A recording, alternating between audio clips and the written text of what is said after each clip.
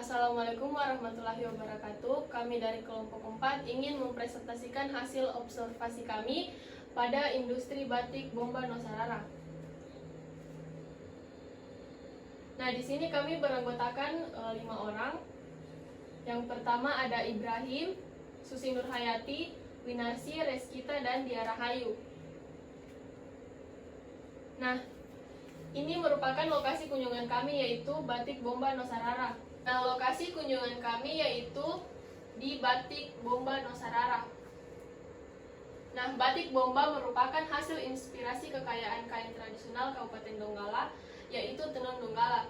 Sejak tahun 2009, Batik Bomba mulai dikembangkan menjadi industri kerajinan lokal dan telah menjadi salah satu ikon dari Sulawesi Tengah. Batik Bomba adalah sebuah kain khas dari kota Palu yang digambar dengan motif khas Sulawesi Tengah. Bomba berarti keterbukaan, yang memaknai bahwa masyarakat Palu terbuka kepada siapa saja yang berkunjung. Nah, waktu dan tempat kunjungan, kami melakukan observasi pada hari Minggu tanggal 14 September 2022. Tempatnya itu berada pada Desa Watu Sampu, Kecamatan Ulu Jadi, Kota Palu. Nah, kelompok industri Batik Bomba Nusarara ini diketuai oleh Lisnur dan telah memiliki karyawan sebanyak 9 orang. Nah, diantaranya yaitu Enis, Ani, Reza, Saskia, Ayana, Rubiah, Naspa, Nirma, dan Nimas. Selanjutnya akan dipresentasikan oleh teman saya. Nah, selanjutnya yaitu bahan baku apa yang digunakan. Nah, bahan yang digunakan pada pembuatan Batik Bomba Nusarara yaitu benang sari, benang dari sutra, mesres, dan benang emas. Selanjutnya ada teknologi industrinya. Nah, teknologi industri yang digunakan pada pembuatan Batik Bomba Nusarara ini menggunakan ATBM atau dikenal dengan alat tenun bukan mesin. Baik, di sini saya akan melanjutkan presentasi dari teman saya, yaitu tentang pemasaran.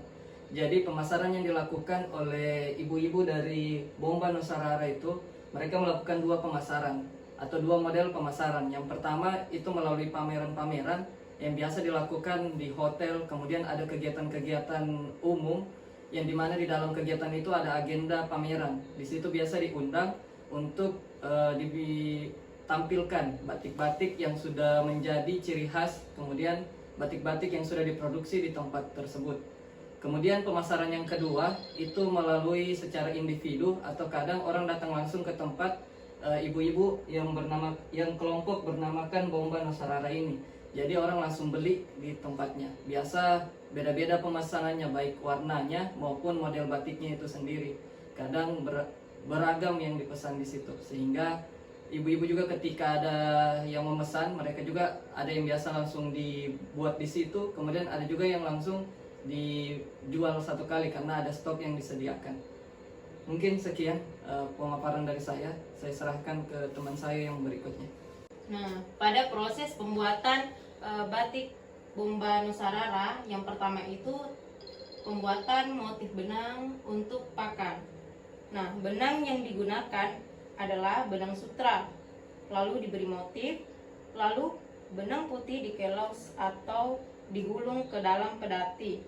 Benang yang selesai dikelos dipasang di rak benang.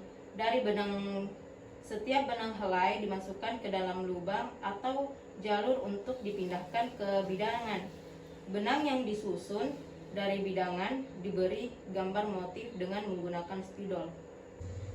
Baik, proses pembuatan tahap kedua di sini mensekir atau hani benang untuk lusi. Nah, sebelum proses tenun dimulai, benang tanpa motif yang sudah dicelup atau diwarnai terlebih dahulu dikelos ke dalam pedati. Nah, benang yang telah dikelos dalam pedati dipasang di rak benang secara teratur sesuai dengan kebutuhan. Pedati berisi benang tersusun pada rak benang, ditarik benangnya lalu dimasukkan satu persatu ke dalam lubang sisir. Pemilahan atau persilangan, kemudian ditarik semua benangnya bersamaan dan dipasang di alat sekir.